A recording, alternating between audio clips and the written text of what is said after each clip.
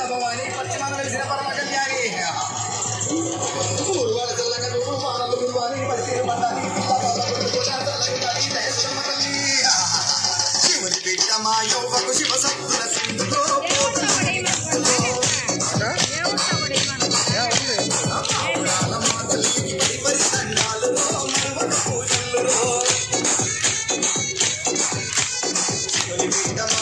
శివ సత్తుల సింధులో కోటలేని గంతులో ఆవురాల మాతలిని పరిసండాలలో మరువడు పూజల్లో